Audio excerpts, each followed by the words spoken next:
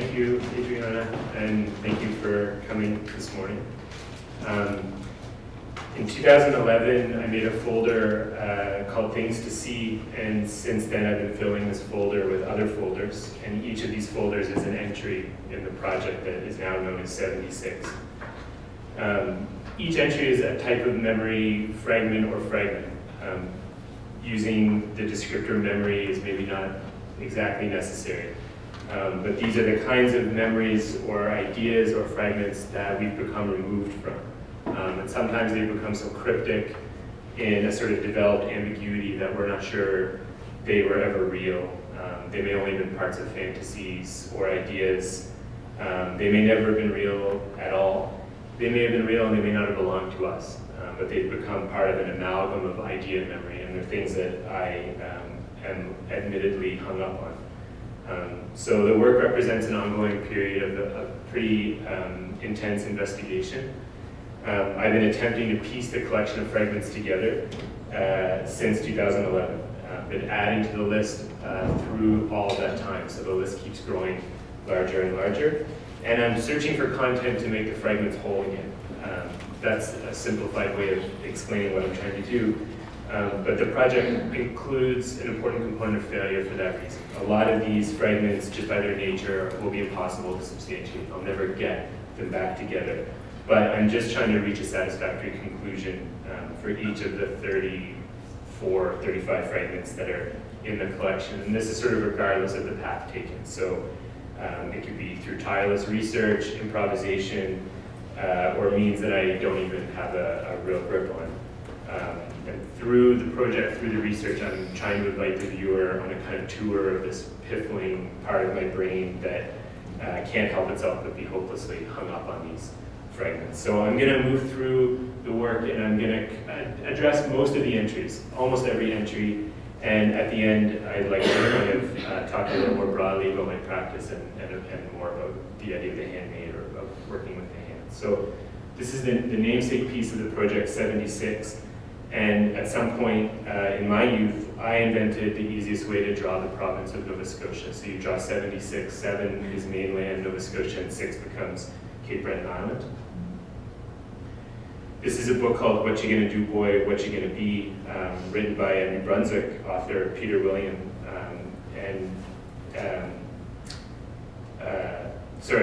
Peter Taylor.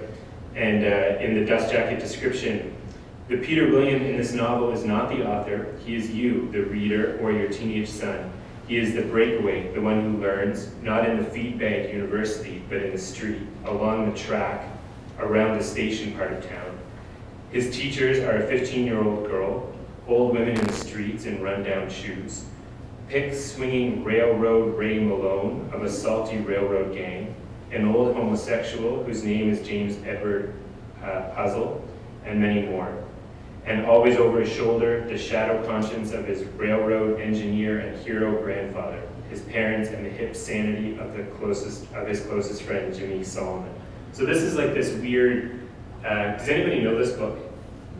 This is like this weird Jack Kerouac beat author on the road of New Brunswick, of northern New Brunswick. And it's like this book of a time, and it's wrong. It calls the French frogs, and the French are Pepsis, and it's like this complicated, messy book. But my dad gave me a copy, and I read it, and there's something in the prose that I really enjoy. But on the back cover, the author Peter Taylor is described as, at present he's working on a second novel and a collection of poems. And so, no, he never worked on a second novel. There is no book of poems. He just disappeared. And so, for a long time I tried to contact him to find out why he didn't publish the second book. If he didn't read it, or if he didn't write it, if he wrote it and it wasn't good. I was just curious about this. So I trying to find him, contacting the publisher. They don't know where he is. Nobody knows where this guy is. And so I'm like left at this point with this particular entry, like out of ideas. There's nothing left for me to do. So this is an unfinished entry, but my plan is to correspond with myself as Peter Taylor to offer some kind of satisfactory conclusion for why his second novel wasn't published. This is the entry Shark Attack movie. This is a screen capture from the film Mission of the Shark, the saga of the USS Indianapolis. This is a made-for-TV movie from 1991. It's a bad made-for-TV movie, a poorly rated and almost unwatchable made-for-TV movie, but I somehow saw this as a child. And the story quickly of the USS Indianapolis is that it was torpedoed in 1945 with 1,195 US sailors on board. Approximately 300 went down with the ship when it sunk in less than 12 minutes. The remaining 900 faced exposure, dehydration, saltwater poisoning, and most famously shark attacks. Only 316 sailors survived. So this film tells the story of the USS Indianapolis, but the part of the movie that stuck with me is this scene where the ship is on fire and there are men trapped behind a storm door, a sea door, and there's fire raging behind the door, and the door is red hot, and a sailor hears the cries from inside, and he grabs the wheel to open the door, and he burns his hands, he scalds his hands, but he's hearing the scream, so he grabs hold of the wheel and turns it, burning his hands. And this stuck with me in this pretty deep way. And I had no idea what the film was, so it took me like a long time to find Mission of the Shark, the saga of the USS Indianapolis. That's the film. You can watch it on YouTube. Mozart recording for children.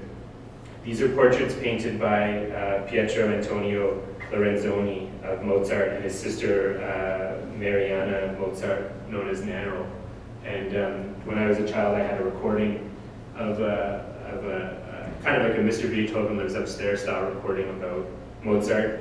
And the cassette is lost, and I start to look for it, and it doesn't exist. And a lot of these entries, these early ones, are these kind of like nostalgic tropes of childhood.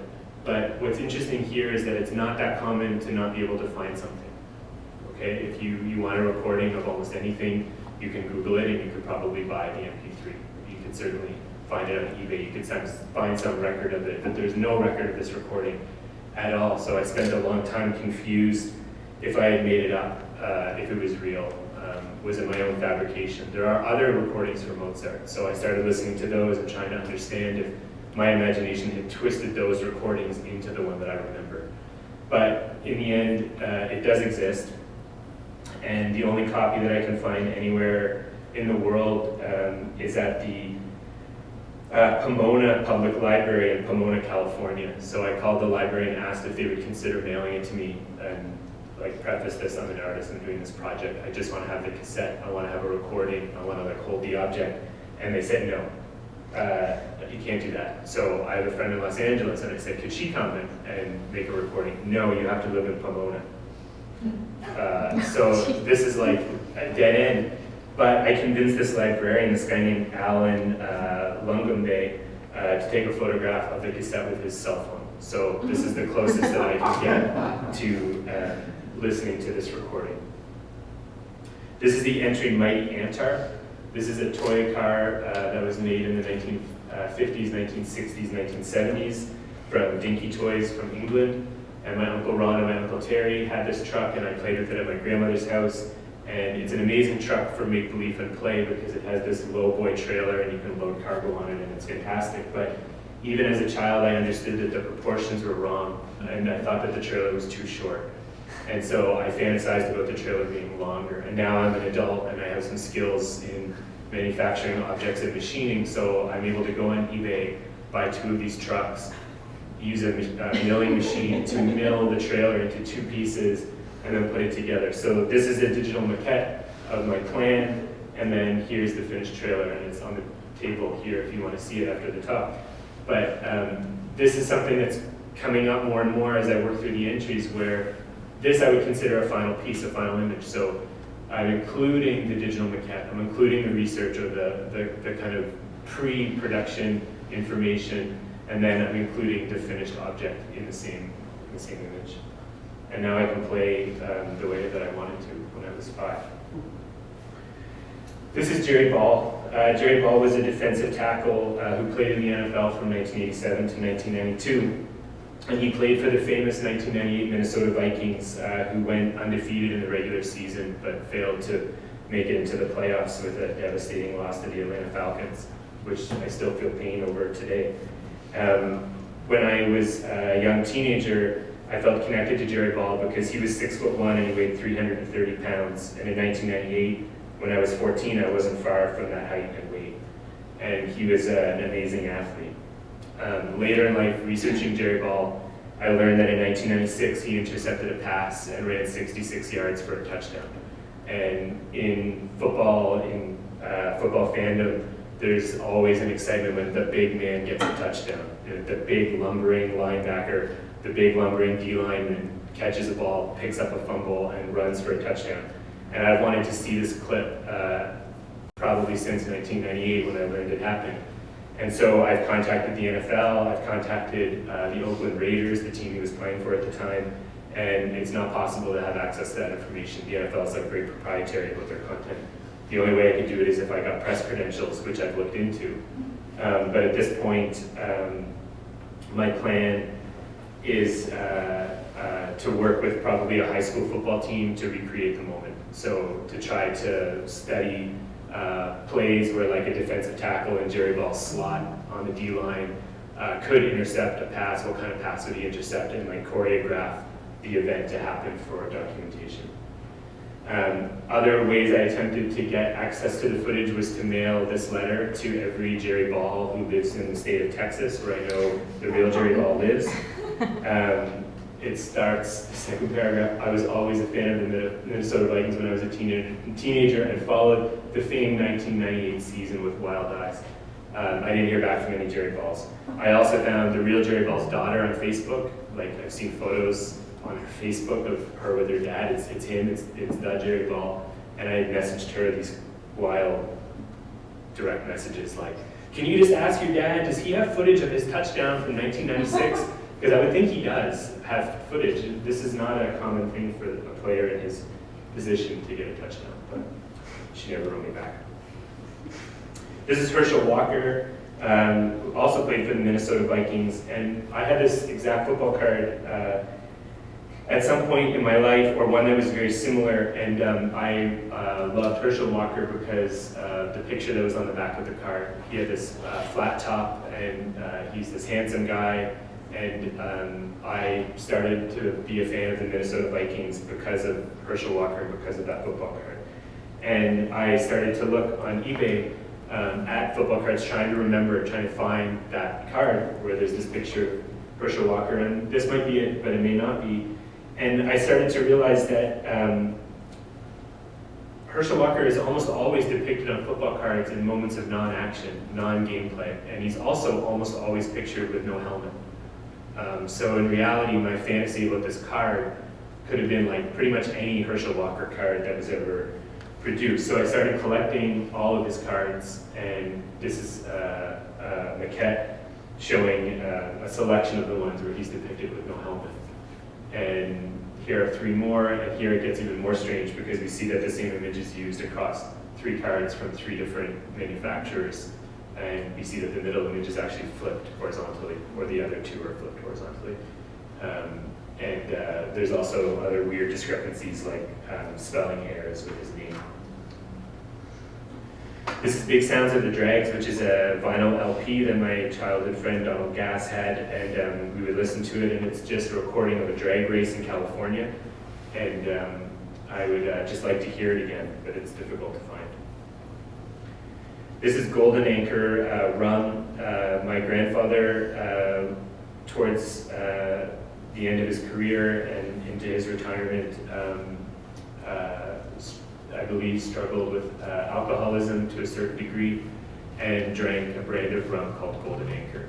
And on the edge side of the bottle was a little plastic anchor, a 3-dimensional anchor that was held on with glue. And he used to, and others, would remove the anchor very carefully. They're fragile, they're very easy to break, and he would attach these to the door frame of his workshop as a kind of collection.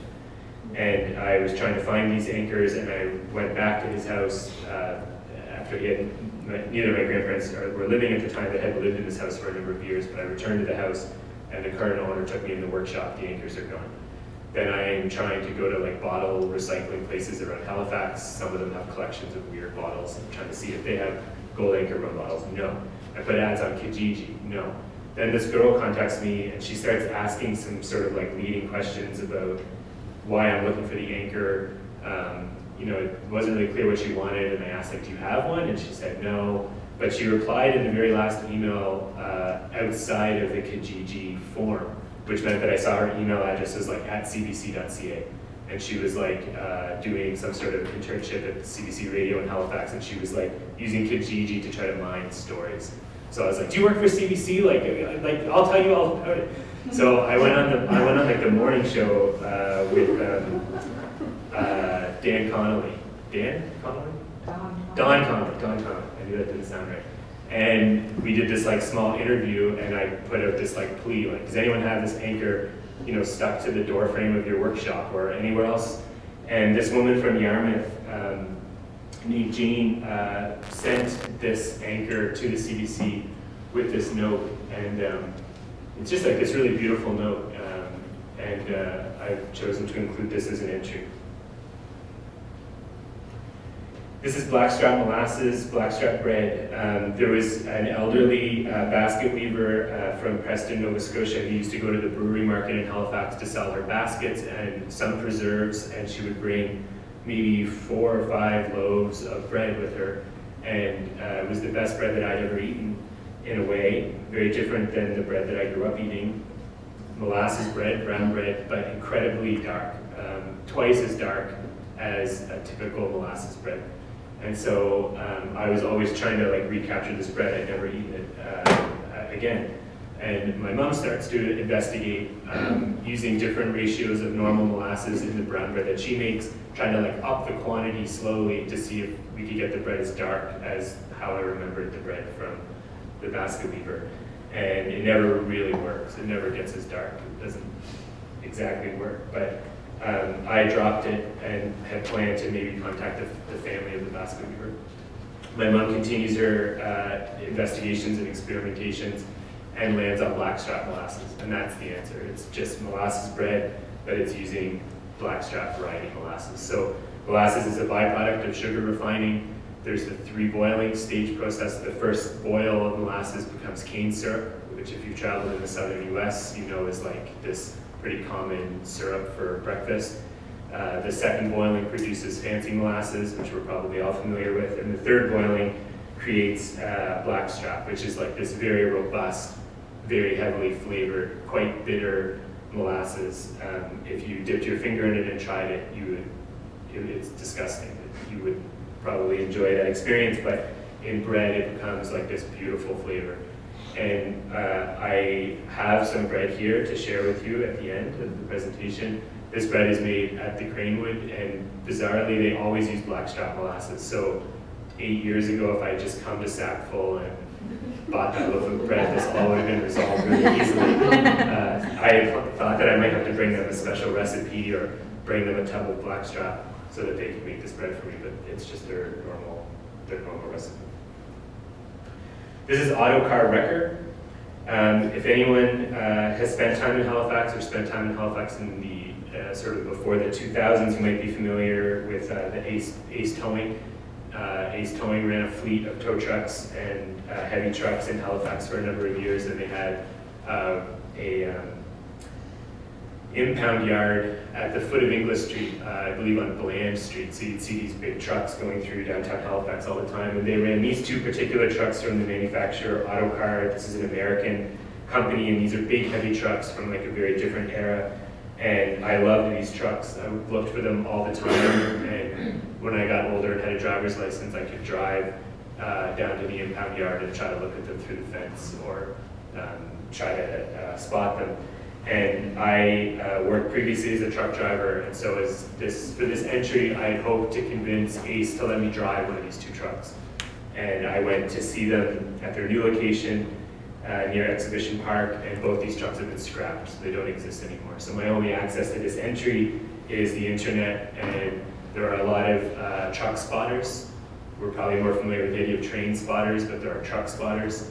And these 2 photos come from 2 major collections of truck spotting images online. One from Mac McKay, who runs the blog Ship Facts, Truck Facts, Tug Facts, which some of you may know. And the upper image is from the Wayne Crane collection. Wayne Crane was a Boston area trucker who photographed trucks for 40 years and spent time in Halifax on vacation and took that photo above. This is another image from Matt McKay, same auto car record.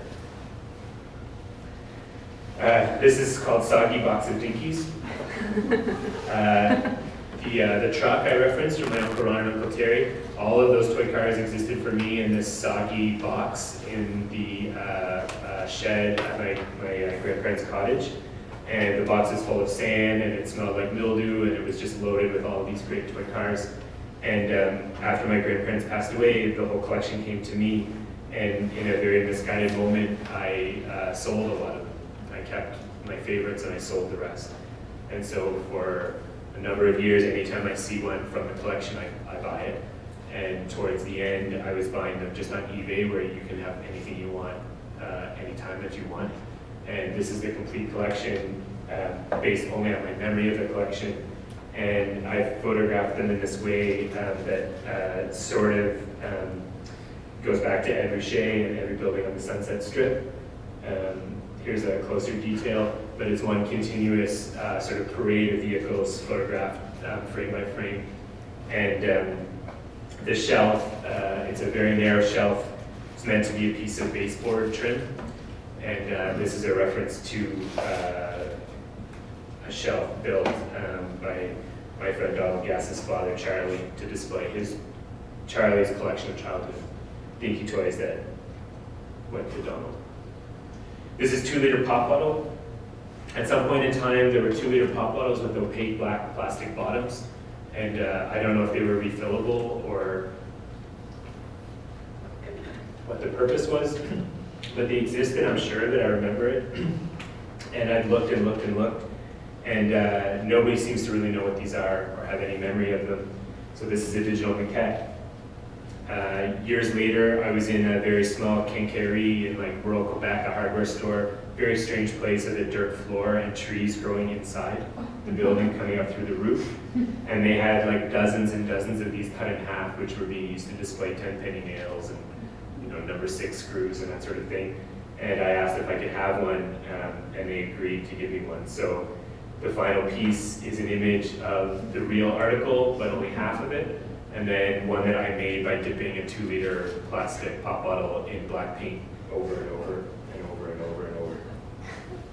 This is Spoon Spear. These are Queen Anne's pattern flatware that I grew up using, and my wife and I still have, we have this set from my childhood. This is what we eat with every day. The back of the tablespoon has this design, and I used to always fantasize about cutting away the sides of the spoon to make a pike. And I had this idea that it would be this perfect utensil for eating something like melon or fruit. And I also had ideas many years later, working in my shop, working on cars, working on trucks, or doing woodworking, of like, oh, if I had that spoon pike, I could reach this little object that fell between these 2 cracks, or I could scrape that perfect little piece of paint away from where these 2 parts come together. And so, again, as an adult, I had the skills to do something like this. So I took one of the original spoons and I used a jeweler's saw to remove the sides. And it hasn't happened yet, but I do plan to eat a piece of melon with it. And it's here with one of the original spoons for comparison. This is Plymouth Duster trunk key. Where I grew up, a guy drove a Plymouth Duster, which is a type of muscle car. And I always kept tabs on this car. I knew where the guy lived, and I'd look at it in his driveway, or I'd see it driving around, and I really liked this car. And one day I went to the store, and the car was parked there, and the trunk key was stuck in the trunk. And I pulled the key out, and I held it in my hand, and I really wanted to keep it. And it wasn't about coming back to break into the trunk or to have access to the trunk. It was just about wanting that key, wanting some part of that car. But I didn't take it, I put it back. And so I had this idea to try to find the trunk key for a Plymouth Duster.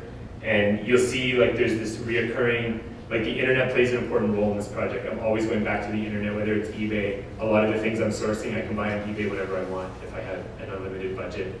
But a trunk key for a Duster is so oddly specific. So I went on a Mopar forum Mopar is like the parts group of Chrysler, which would have included Plymouth. And I asked on an open forum, like, does anyone have a trunk key for a Plymouth Duster?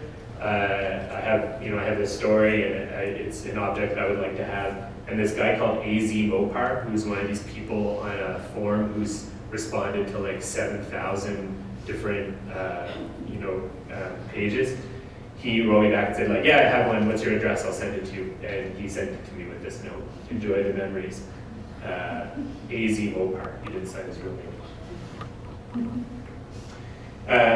Sometimes the entries overlap with other projects that I've done in the past. I'm sort of returning to content that I've used before. So for my thesis project at Concordia, I created a chapbook of short stories, and one of them was called Duster, and it's about that particular car. So I thought I would just read 2 paragraphs.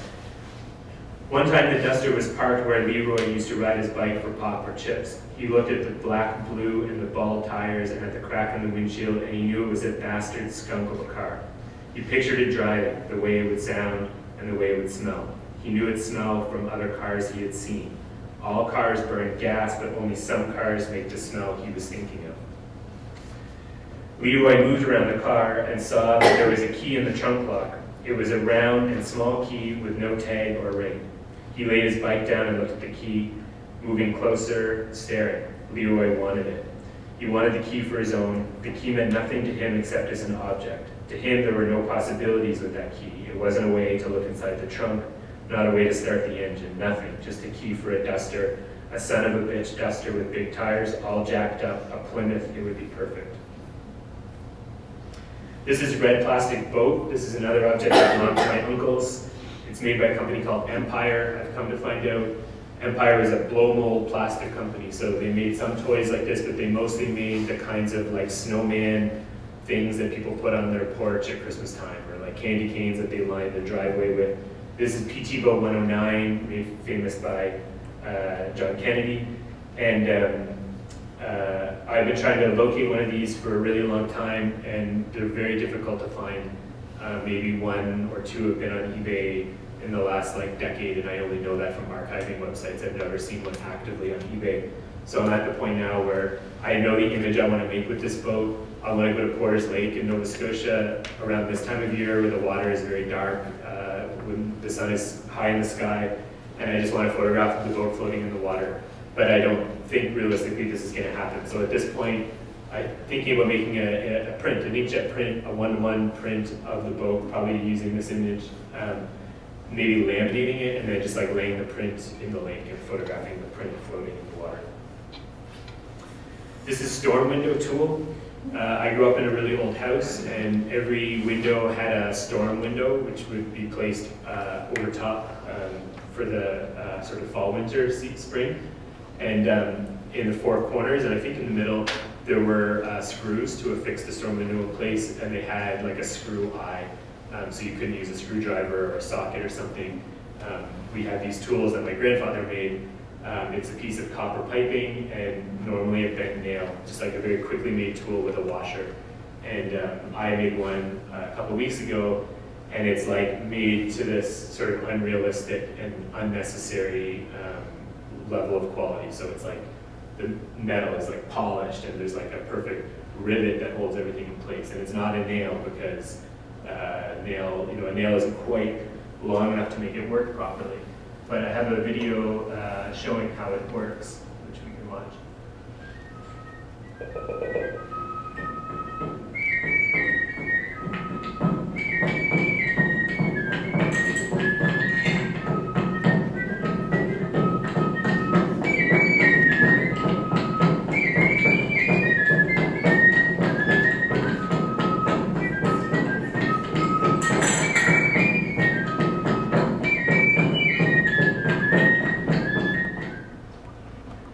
But this object interests me because it's a very sensible solution to a pretty simple problem. And I assumed that it was like a thing, but I've never seen this object anywhere else. And so in my fantasy, or in the context of this project, my grandfather invented that object.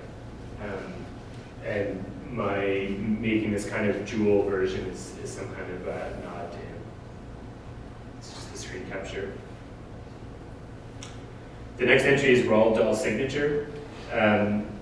I wanted to try to own something that Roald Dahl had signed, and I wasn't interested in a book, I just wanted like a paper document.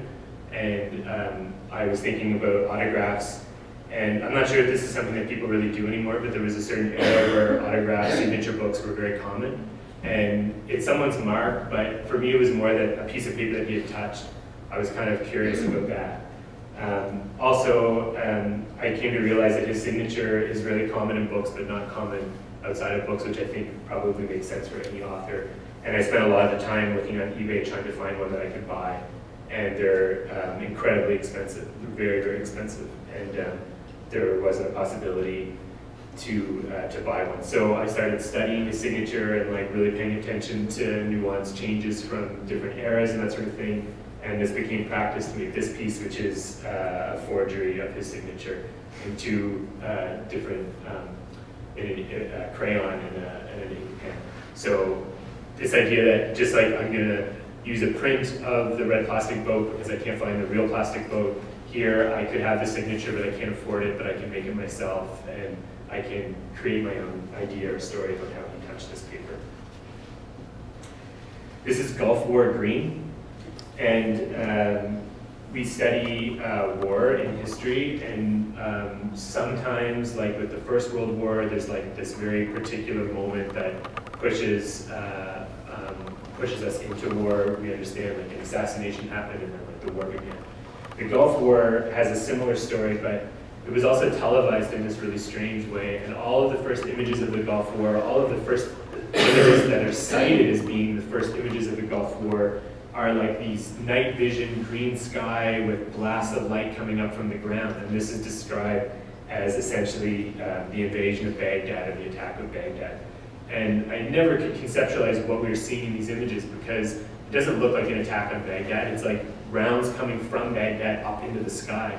And it seemed very abstract to me. And so I started to study these images, trying to like resolve something about what I was seeing. And there's like a perfect 1 minute, 45-second clip on YouTube, which is like Walter Cronkite or like 60 Minutes, that style of, or Frontline, I think, that style of American journalism. And it might as well be called like, Chris Boyne, this is your explanation of what's happening in the clips of the first night of the Gulf War. And very simply, the US forces sent stealth bombers into Baghdad to attack very particular sites. Stealth bombers are designed to not show up on radar, but the US forces decided to jam the Baghdad radar defenses just to be extra safe in case the stealth bombers were stealth. But this gave away their pending attack, and all the Iraqi generals told their batteries, which included like 3,000 anti-aircraft guns and 60 missile batteries, to start shooting wildly in the sky.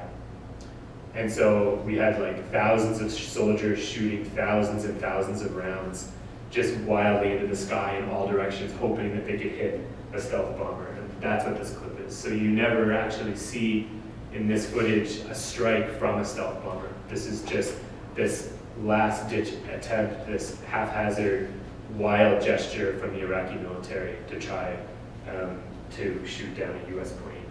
There is also footage from on board the stealth bombers showing the destruction that they caused. That's the explanation for this clip, these clips. This is 76 drawing again. I'm just putting it in the correct order of the chronology of the entry, so this is where it exists in the project, How to Draw Nova Scotia by Chris Boyne. This is White Wings airplanes. These are paper airplanes that are really difficult to cut out and really frustrating for a child who has OCD tendencies.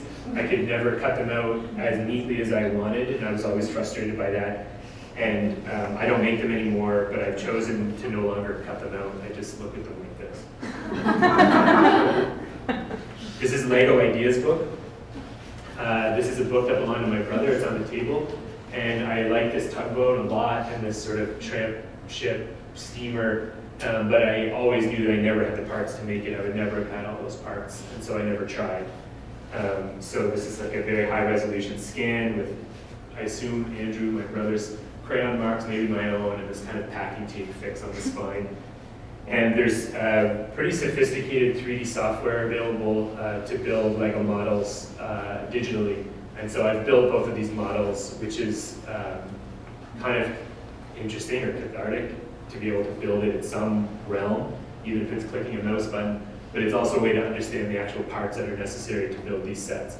And there's something interesting here relating again back to like the internet, eBay, and consumerism, where this 3D software is actually linked to the Lego website where you can now buy these parts. So you can click a button and it will take you to a shopping cart on the Lego website with all of these parts. And if you want to pay $80 or $100, you can have these parts and you could build this set. And I thought about it, but I'm going to leave it here. This is Lego 6393, which is called Big Rig Truck Stop.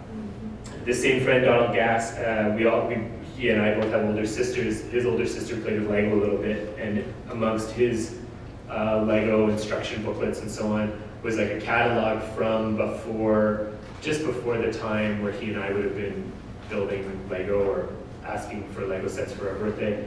And we saw this set, the Big Rig Truck Stop. It's like the Irving Big Stop. It looks like Enfield, no? Allac? It's like this dreamland for us. Obsessed with trucks. That's the Autocar Wrecker in red and yellow right there. And we wanted the set, but you can't get it anymore by the time we were old enough to have it. So on eBay, I can get it, so I bought it. And I sat down and built this set. And like all Lego sets, there's this sort of alternate version of something that's usually related to the original set that you can build with the pieces. And so this was their suggestion, just like another style of truck stop. Not really that different, but you see these truckers having coffee. The Autocar Wrecker has turned into a cab over truck and so on. I took all the parts that came in the set that I bought and spent probably a year, not working very consistently, but spreading work over a long period of time, trying to build what I thought was the best thing that I could build with the parts that came from that set. And it's this sort of Peterbilt or Kenworth conventional cab truck with a lowboy trailer and a tall unit generator. So this is like a really simple thing. My nephew or a kid would sit down and build another truck with the parts. But what's important here, what's interesting to me, is the amount of time that I spent on this. Like, it's very carefully crafted with really precise attention to detail. It's been taken apart and rebuilt 100 times. It's like, does it look better with the yellow wheels on the truck or the white wheels on the trailer? How big should the generator be? Like, this one toy truck probably has more attention put into it than virtually anything else that I've shown you. This is JB Weld. Some of you may know JB Weld. It's just an epoxy that has metal flakes in it, or I don't know, it's supposed to be a super strong epoxy. I think this is the modern packaging, but the old packaging had 2 stories on the back. These stories are meant to kind of give you confidence in the product, to get you excited about JB Weld and what it could do for you. The first story: the city of Dallas, Texas repaired a cracked Caterpillar engine block with JB Weld and saved $4,000 plus 30 hours of downtime. A Kansas farmer said, "I have used JB Weld for more than 5 years on my farm equipment, and I have decided that it is even better than baling wire." They've removed both these stories from the packaging, maybe for obvious reasons, but I just thought this was some really strange marketing. And this is maybe a touch crude, but as a sort of favorite YouTube creator says, marketing wank. This is really good marketing wank. And I've been trying to find an original package so that I can have a scan of the stories as they appear in the package. This is Robert's Donaire, home of the Belly Buster, Windmill Road, Dartmouth, Nova Scotia, and where I live when I'm in Nova Scotia is very close to this, and I'm passing by it often to see friends or to visit my family. And in the window is this really bizarre sign. It's an open sign with a chef, I think. And I never really could understand what this was or what it was meant to be. And I can't really conceptualize how it would have come into being, except that the owner, Robert Zonaire, maybe sketched it down and gave it to a neon artist. Because I wouldn't think that any person you could commission to make you a sign would come up with this. Because being a neon artist is very complicated, and it's like a very difficult thing to do. So I just can't reconcile how this came to be. But it's kind of like a sock puppet or a worm chef, but it's there. And I started looking at, searching Google Images, using Street View, and all of a sudden I see this where the sign fell apart, and they're still using it. And then it becomes even more bizarre. So I've created this version where we see how it existed when it was broken and how it exists normally. And I've kind of fantasized about having both of these versions recreated in neon, or maybe they could become wall drawings to scale. It's not totally clear, but this is an unfinished entry, and this has just become content. This is called How to Tie a Bowline. If anybody sails or is interested in knots, like a bowline. It's considered to be probably the most utilitarian knot, one of the best knots that exist. And when you're learning how to tie a bowline, there's this kind of rhyme, this story. The rabbit comes out of the hole, runs around the tree, back down the hole. This is how any child learns how to tie a bowline in sailing classes or anywhere else. So this is my drawing showing how to tie a bowline. And if you've ever watched a knot tying video on YouTube or you've read a knot tying book, drawings are almost impossible to follow. And for me, maybe it's my visual sense or the way that my brain works, I cannot follow a drawing to tie a knot. It's impossible. I lose where the line is going. I don't understand what's happening. But for me, rabbit comes out of the hole, runs around the tree, back down the hole, worked. This is low loader cargo. So I have this interest in low loaders, low boys. I'm building one with a dinky toy. I'm building them out of Lego.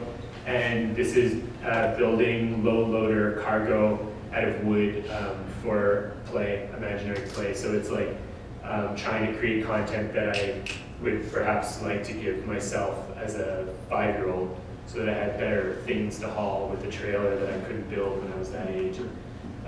So this is an ongoing kind of series. Every once in a while I add new materials.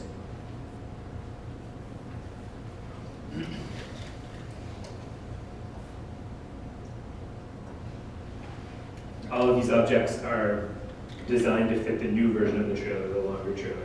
They wouldn't really fit on the short one. This is another Lego set. This is Lego set 1650 Maersk Sealand container ship. I have an interest in shipping, and especially in container ships. A couple of years ago, I did a residency where I crossed the Pacific Ocean on a container ship, and this is something that's really important in my practice. And I've had this interest in Maersk Line, mostly because I think their ships are very beautiful. Also because their logo is a 7-pointed star, which is something that I find really interesting to think about. It's very difficult to draw. I'd like to have somebody teach me how to draw a 7-pointed star, but to try to sketch one is very challenging. Maersk's logo is a 7-pointed star, and they have this blue color, which is totally unique to them.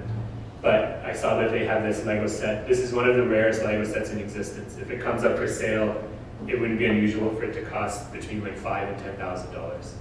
And so this becomes, again, this fetish fantasy object for me. But I start to research these Lego databases where people will literally list an entire inventory of Lego collection for sale so that you could go on and buy one brick, 1 by 1, black. Then you could buy a brick 1 by 3, yellow. And then you could buy a flat truck windshield. Every single object is individually listed, and some of them are like a light, a yellow light that you put on the headlight of a car, 1 cent, 1 cent euro. And you go in and you add it to your shopping cart and you buy it. And so I realized that there's nothing particular about the Maersk Line 1650 set, except that the hull pieces are the Maersk blue. So I bought all of the pieces required to make the set, and then I built the set at home. And I had parts come from Germany and Ireland and South Africa, all over the world, and they all arrived over the course of maybe 4 months. And then finally there's this moment where I can build the set. And in total it cost me about $40.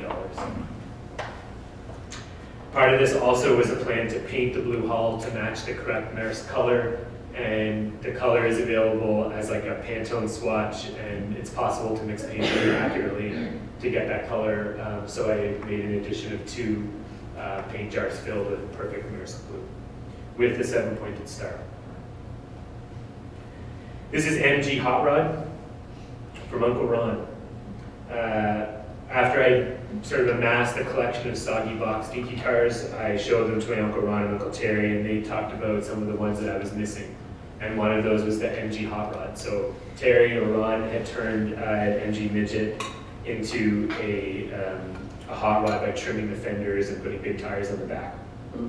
So I made this car based on their description, and I asked Ron to write me a description. He writes, "The dinky MG Hot Rod had its front and rear fenders filed off. The rear wheels had oversized black tires poorly fitted to the original wheels. It had a really bad paint job with gray house paint." So that's his version, and this is mine. This is called a Rouse Toy moving van. These are available starting in the 1960s as promotional objects for moving companies and trucking lines to give away as like Christmas gifts or promotional corporate gifts. And I have this plan to try to order an addition of maybe 10 trucks with the namesake of the project. The company still exists and they still do this, but the minimum order was 25. They were kind of expensive, and they put these like chrome bling wheels on the truck, which I couldn't stand. So I watched eBay for months and amassed like a collection of 10, and this is a digital maquette showing the placement of the decals, and then here's the 10 finished and documented in the pyramid.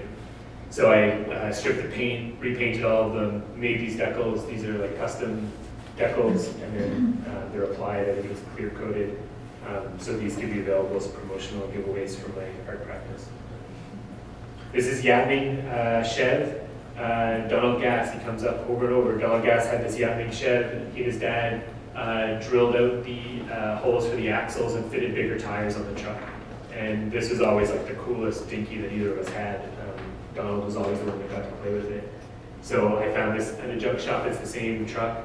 I fitted bigger tires on it, but it's difficult to explain. But between the axles, so to speak, was like a large bulbous chamber which held 2 springs, which meant that the wheels actually had some suspension. So it was like more realistic, but it didn't look more realistic in terms of play, but it didn't look realistic at all. There's this big bulky thing hanging down. The truck had no ground clearance, so you can't really play with a toy that doesn't have ground clearance when it's a pickup truck. So again, I have these skills now. I can cut that away. I remove all of that, and I fit tires that I think are more accurate. So fantasies of play from a long time ago. This is cordite. Cordite is a smokeless gunpowder, which was used in shelling in World War II. And in 1942, a steamship called the Clare Lily ran aground near Portuguese Cove, Nova Scotia. And there's a very small cove, like maybe a quarter the size of this space or smaller, called Cordite Cove. And to this day, you can still dig through the sand and find cordite. So the Clare Lily sank, the hull broke open, and it lost like millions and millions of pieces of cordite all over the seafloor. They cleaned a lot of it up, but you can find this. So as teenagers, we would collect this so that we could burn action figures and that sort of thing. Melt toys and attack antilles and stuff like that. And I went a couple of years ago with some of those friends, and I made a video piece where we're searching for cordite, but this is what I have left over in my collection. And this is, I had actually planned, I had asked to burn a piece. I wanted to bring a piece and burn it right here so that you could see, but of course this is a terrible idea, this kind of space. So I did it elsewhere and made this document.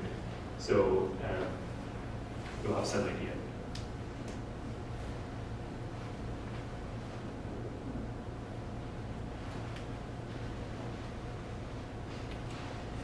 This is a French children's book. This is a series of pages about the jungle, and I cut these up to use as content for collage or postcards and this sort of thing, but I like these 4 pages so much that I can never use them, so they find a place in this project. 2 other pages from the same book, and Google Translate picked up on some weird nuances in this paragraph that kind of make sense and kind of don't, and came up with this line, fire-shaped bones, which I just thought was so bizarre. And so it finds a place here too. This is Majorette Depannus, which was a favorite childhood toy truck. It's a Chevrolet Blazer, and it had tow hooks. And I took it to my French teacher in grade 4 and asked what Depannus meant, and she said, well, I don't know, like that's just what they're calling this thing. And I was like, but why? And, you know, like she gave me this completely unsatisfactory answer. And then I've come to realize, like so many years later, that a Depannus is a tow truck. That's it. But here I again modify this one to fit ideas from childhood related to the inaccuracies of the model. So again, there's a large piece of undercarriage removed, and there's changes made to the roof in those different wheels. This is the last entry. This is the most recent one, and this is a note from another friend, Manal Sinha. Manal was born in September, I'm born in October. Our moms were pregnant together, and we're friends, so we've known each other for more than our entire lives, or for an oddly extended period of our entire lives. And this is a note he sent me, big dogs are in the house. And this references a football player named John Randall, who was another defensive tackle who played for the Minnesota Vikings. And he played for 13 years, and when he retired, he was the 5th all-time sack leader in the NFL, and he's still tied for 10th. And he's in the Pro Football Hall of Fame. And he was known for being like a loudmouth. He's this really loud guy, and he would get into the heads of other players. He's also like a really aggressive player. But he was also about 6 foot and 300 pounds. And he and Jerry Ball were paired on the line, on the D line. They played right next to each other. And John Randall's, one of his most famous slogans, other than big dogs are in the house, was 6 footers for life. And he meant he and Jerry Ball, 6 footers on the D line, 2 of the smaller players in the NFL, but both very, very good. And I had this idea to make a YouTube tribute video. And I wanted to upload it to YouTube and play it today from YouTube, because this would be part of the kind of like rationale or concept of the work, but I know it'll get taken down for copyright infringement, so it's not on YouTube yet, but maybe at some point. And so we have 6 footers for life, big dogs are in the house, and we have regulators mount up. So at the time, Warren G, the rapper Warren G from the West Coast, his biggest hit was Regulate, the album Regulate, and so this is my my tribute to John Randall. Big dogs are in the house!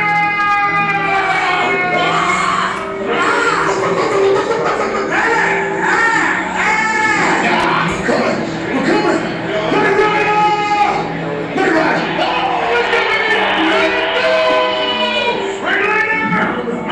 It was a clear black night, a clear white moon. Warren G was on the streets, trying to consume some spiritual things, so I could get some funds rolling in my ride, chilling on the couch. Just hit the east side of the LBC on a mission trying to find Mr. Warren G. Seen a car full of girls, ain't no need to tweak. All you search know what's up with 213. So I had to select on 213 with some brothers shooting dice. So I said, let's do this. I jumped out the rock and said, what's up? Some brothers put some gas, so I said, Some girls peeping me, I'm gonna glide and swerve. These hookers looking so hard, they straight hit the curve. Want to bigger, better things, that's a horny tricks. I see my homie and some suckers all in his mix. I'm getting jacked, I'm breaking myself. I can't believe they taking more than 12. They took my rings, they took my Rolex. I looked at the brother, said, damn, what's next? They got my homie hemmed up and they all around. Giving them see him if they going straight down for pound. They wanna come up real quick before they start to clown. I best pull out my strap and lay them busters They down. got guns to my head, I think I'm going down. I can't believe it's happening in my own town. If I had wings, I would fly, let me contemplate. I glance in the cut and I see my homie next. 16 in the clip and 1 in the hole. Nate Dogg is about to make some bodies turn cold. Now they dropping and yelling, it's a tad bit late. Nate Dogg and Warren G had to regulate. Okay, so maybe it seems a little out of place here, but that's this is meant to like exist with a certain aesthetic that's linked to YouTube, and we've all watched some kind of compilation video on YouTube, and this is my contribution. And I think I'm getting close to running out of time, but I just wanted to talk very quickly about general themes in my practice. I have what I would call like a task-based practice. I have a background in photography. I'm not really sure if I'm a photographer or some kind of artist, I think, who uses photo and lens-based approaches and video and all kinds of different things, whatever seems to fit what I'm doing. But my interest is mostly in what I would call the task-based.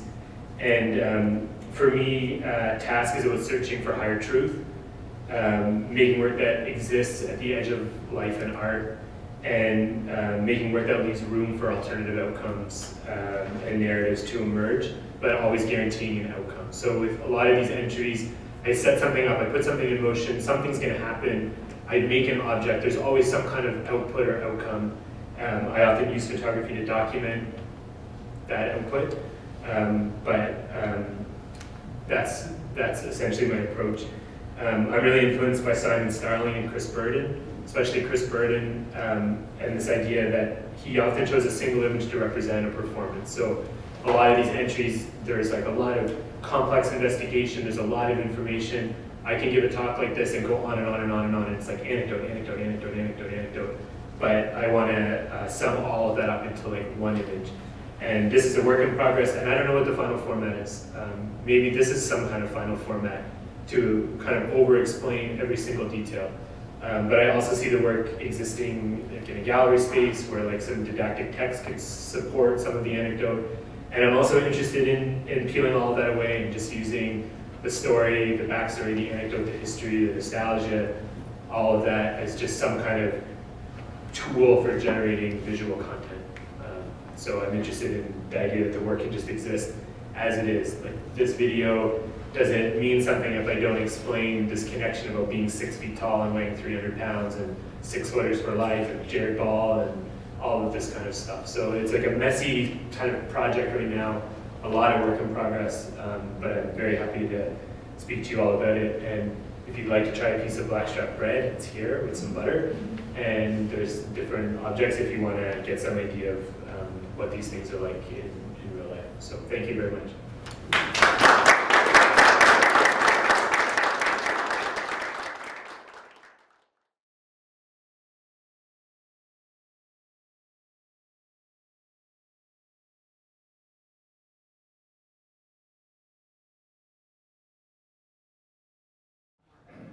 Yeah, it definitely comes up. Probably the best example is the woman, Jane Redding, who sent me the anchor from the rum bottle. She and I corresponded for a long period of time, and she would always send me these typed letters. She would type my address on the envelope, she would type the letter herself. And I knew quite a bit about her. She cleaned houses in Yarmouth, and she knew that one of the houses she cleaned had those anchors stuck to the inside of one of the cabinet doors in the laundry room. And so she asked if she could take it because she'd heard me on the radio, and they said yes, and she sent me the letter. But she was this really uplifting person, and she always had these notes, kind of like reach for your dreams, don't give up, like try hard in life, like these kind of notes. And so I have this whole collection of correspondence with her, and that's really important to me. And there's like this one singular piece that I think can become important in the work, which is that original letter that accompanied the anchor. But I would like to see it work in other ways. Like I'd like Jerry Ball to invite me to Texas to eat barbecue. He wrote a barbecue cookbook, and he could show me his touchdown video, and we could eat brisket. I'd probably like it to happen more.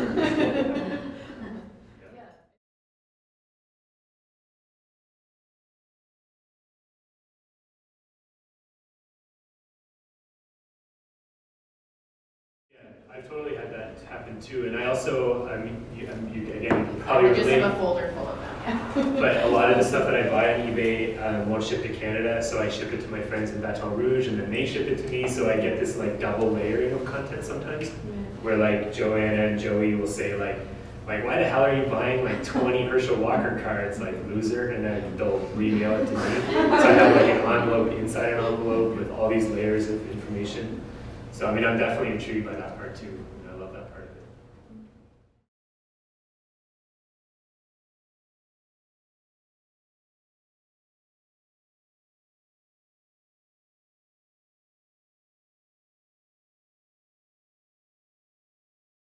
Yeah, but it's interesting because there's like more to that story than I'm like giving away here. So my mom is actually here. She gave me a dirty look when I said that the basket weaver's bread was the best I'd ever had, because I grew up eating her bread. But my mom is a weaver, and so through her weaving guild, she was able to get some information for me about the basket weaver, and it would have been very easy to reach out to that family.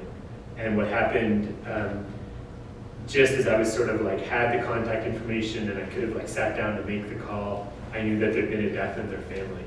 And I had been told by a friend of my mom's that it wasn't a good time to reach out to them. And then time passes, and then we figure out that it's blackstrap. And so then there's always this question of like, how far should I take it? Like, I already have the answer that I wanted. I can make the bread. And is it different to reach out? Like, it adds something to reach out to them. What do I want from them? Do I want like the basket weaver's passed away, and even when I was buying her bread, she was probably in her 90s. Do I want like her handwritten recipe to then scan? Like, I always feel like if there's a line, I have to draw a line. And sometimes I think about it in terms of like closing the entry. Like, this entry is now finished. I can like move on to the next one. And so that one, for example, like once we figured out the blackstrap, the actual image is my mom's handwriting, writing blackstrap over and over and over again, and then a scan from the cookbook that she uses to make her brown bread, which becomes like the basis for the new blackstrap bread. So there's like tons of data, there's so much data, so much information, and I have to choose what I want.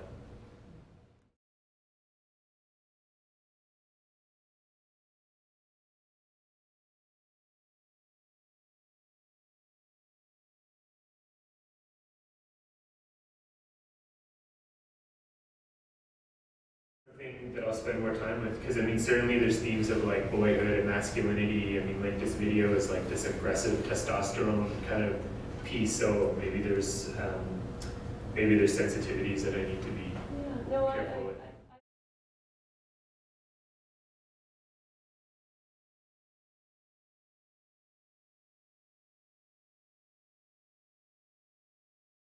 Is that a thing? This might be her weird loopy handwriting. No? Is it? Maybe we were having wine. Maybe. Maybe I should have just asked you to write it once and then copy and pasted it down.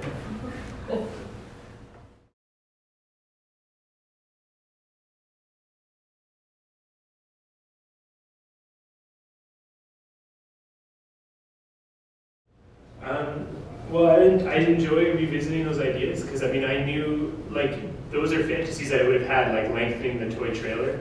I'm very confident that I would have like considered how that could happen. Like, how could I do this? Could I like cut it in half and I added like branches? I mean, it would have been really crude, but I was like actively thinking about finding solutions to what I saw as problems. Like, that was a problem of play. My make-believe didn't go where I wanted it to go because of this restriction of the physicality of the object.